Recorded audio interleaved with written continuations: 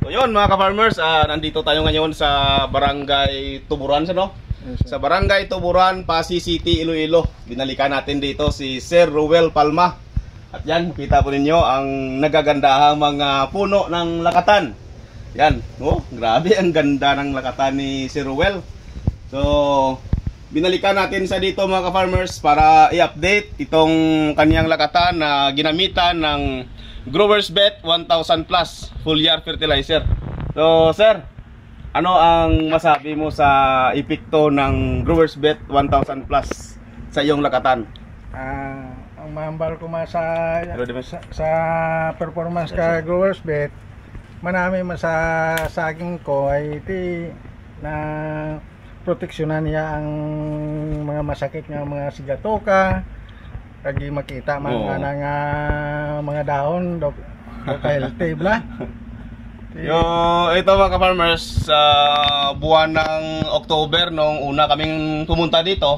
So kung makita po ninyo sa previous video natin, kung nakasubaybay kayo, medyo hindi pa pantay-pantay ang paglaki ng mga saging ni Sir Ruel dito. So sa ngayon, ito na, dahil sa pag-maintain niya ng Growers Bet 1000 plus full year fertilizer, lalong gumanda ang kanyang mga saging dito. So ito mga ka-farmers, kung makita po ninyo ang saging ni Sir Ruel, pila na bulan din natin sir? 8 months. Mag 8 months. So yung iba dito ay may mga ano na.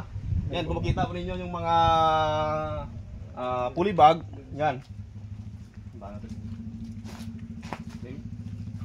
So ito, mayroon ng mga dalang mga bunga yung ibang mga saging na dito. Ito. Tingnan nyo dito.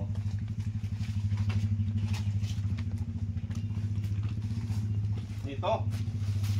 Yan. Ayan na. Nakaribuning. Ibig sabihin para para hindi sila magkamali sa pagbilang ng araw ng harvest. Ayan.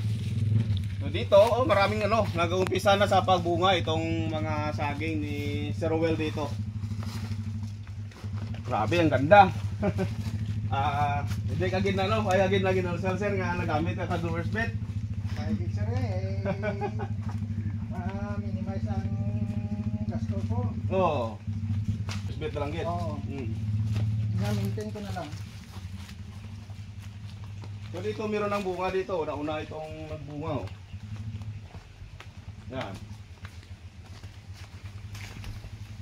Ito, ang healthy ng bunga. Ang ganda. Tanan ko nga mga amigo nga mga farmers, isama ko kasiman. Ang udayagin plano ko samtang nga kasakay ako nga magpagbalik ko, nga manaog ako, mabalik taman gyapon sa pagpanguma. Karon kay na-inspire ako sa pagtanom sang lakatan. Manami ang iya nga return. Naikayat ko kayo nga magtanom kamo kag mag-invest sa mo diyan nga tanom para may return. Yung sinasabi natin sir na huwag kayong matakot magtanim kapag andyan si Growers Bet, di ba? Oo, kay siyempre ang si Growers Bet, masari kang makita man nila ang kung ano ang epekto sa Growers Bet. So yan mga ka-farmers, si Sir Ruel na mismo ang nagsabi at nakatestimony sa epekto ng Growers Bet 1000 plus.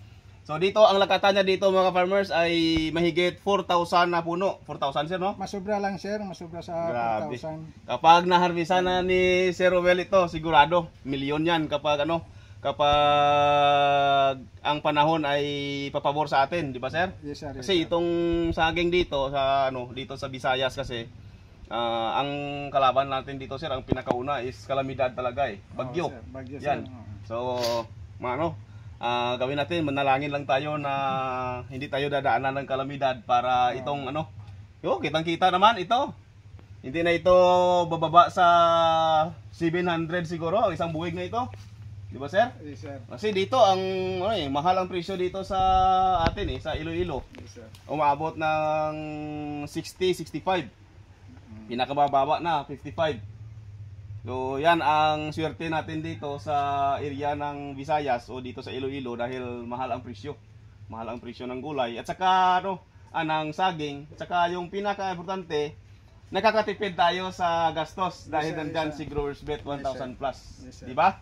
So yan mga ka-farmers.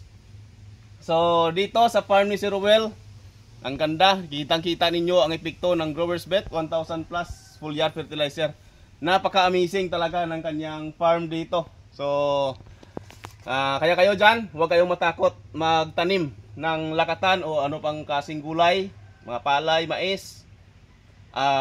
Kasangga natin si Growers Bet 1000 plus full yard fertilizer.